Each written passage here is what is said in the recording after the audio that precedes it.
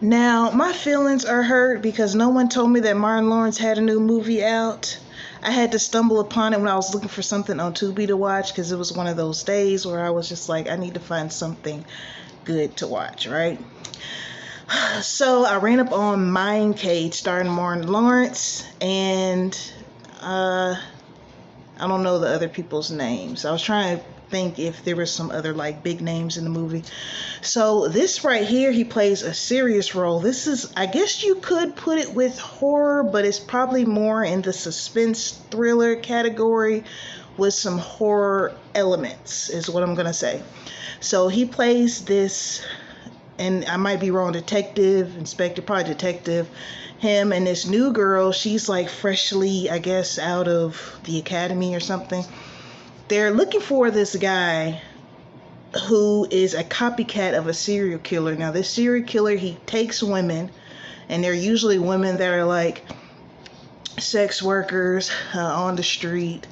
I'm guessing because he figures no one will be looking for them, sadly, but he takes them, he kills them, and then he positions them in these like art forms, like decorate them as like angels, and then place their bodies, their corpses, all across the town. Like he had one, had them on trees or in front of a building or something like that. So this guy is locked up, but the killings are still taking place. So they're basically trying to figure out who is this guy that is copycatting the actual serial killer that's already locked up. So this serial killer who is in prison, he's like on some religious type stuff, even though he kills people. He has all his artwork and everything like that. And they're trying to figure this out right now. I'm not going to give away the great plot twist. I'll let you all figure it out. But I'm just going to critique and go over some of the film with as less spoilage as I can for those of you who want to watch this film. And it's on Tubi, by the way, if you want to check it out. I will say this. I love the plot. Like I said, I love a good, ooh, I didn't see that coming, because, and I don't know if you're familiar with what a red herring is, or red herring. Red herring. A red herring is when you think it's going to be this, like this is put here to make you think it's this when it's really something else. So throughout the movie, you're thinking it's the female detective's husband.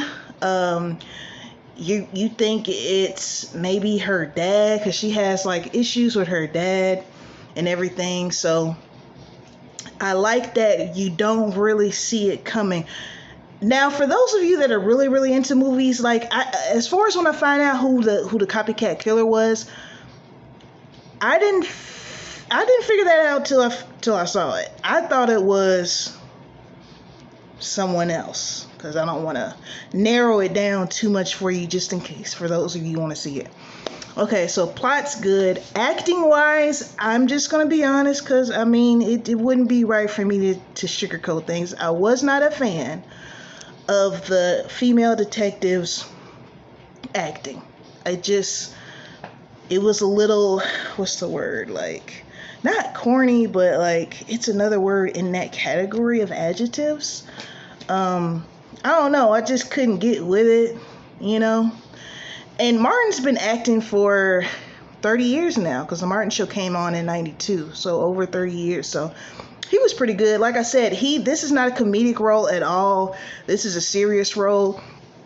I can't really think of many roles that Martin Lawrence has had where they were serious, or at least as serious as this. Everything that I can think of him in had some kind of comedic.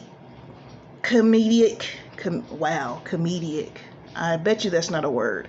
Some kind of comedy element thing going on, like Blue Street. That was a thriller, but it was funny. We still had funny parts. I'm on camera, so of course I can't name a whole lot of stuff he was in now. As soon as I cut it off, I will. But anyway, it was cool to see him in his serious role, because, like, especially with comedians, we're used to them being funny, but it's like, can you be serious? Can you be scary? You know what I mean? Like Jamie Foxx, I feel like embodied that wonderfully. Like we see, see him in serious roles. So I was happy about that. My thing is, this film really didn't have a lot of marketing ads. I just happened to roll up on it. I didn't see you know how you're on YouTube. I didn't see like an ad break. I didn't see it on well, I don't know if it went straight to Tubi. It's not a Tubi movie, because if it was, it would show it when you on the home page. You can look at movies, it shows if it's a Tubi original. So it's not a Tubi original. It may have went straight to Tubi, but I didn't know anything about this. I'm actually going to take a look at Martin Lawrence's Instagram, because I follow him on there, and to see if I'm sure he advertised it. Maybe it just, how you don't necessarily see everything that someone posts unless you go on their actual page and look at stuff. But as far as in my timeline, I didn't see it. And I mean, I want people to see the movie, man. I just, anytime I run across something that I think is dope, I'm going to get on here and make a video about it and tell you all. You know what I'm saying? I was surprised at on Rotten Tomatoes, it got like 20%, and that's out of 100, right? And I was kind of surprised. Maybe they were going off of Homegirl's acting. I don't know. No shade to her. I'm just saying. When you watch it, you'll probably get what I mean. But I was surprised. I thought it was going to be higher than that, like at least 50%. But, reviews are just people's opinions, just like my videos. These are just how I look at it, what I think. What do you think? So if you do decide to watch this, please, man, get down in the comments. I see when people are viewing stuff, when I have some views, it's like, I want y'all to talk to me. Let me know what you think about this. Was it a hit or miss? Would you like to see Martin Lawrence in more serious roles? Maybe something to think about. He's been in the game for so long, man. I think at this point he can take his chances. Like, when you are a celebrity and you have been around for a while, like Snoop Dogg, he can dibble and dabble in anything he wants, because he has solidified his role as, I'm here to stay. I've been here 30 plus years. Martin Lawrence been here 30 plus years, doing stand-up, TV show, movies.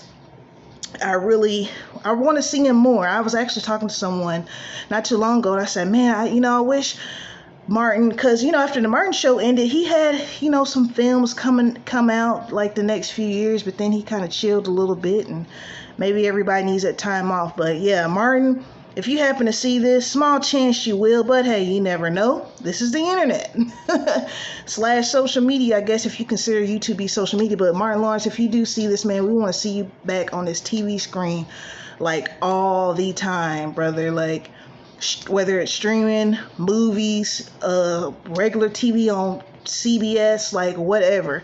I grew up on Martin, so I'm a big fan of his, and I decided to watch this movie just because he was in it, and I was not unsatisfied. I liked it. I think it's cool. Even though it's a suspense thriller, it's probably something I could probably watch again. It's kind of hit or miss with whether I decide to watch something again or not, because sometimes a suspense thriller is just good for that one time, and then sometimes I can watch it over and over. But anyways, I'm gonna call it a night. Thank y'all for taking the time out to look at my video, man. Mindcage on Tubi. Tubi is free. There is no excuse for you to not support Tubi movies. So watch it. Drop down in the comments. Let me know what you think. Hit or miss. As always, peace and blessings. Until next time, y'all. Bye.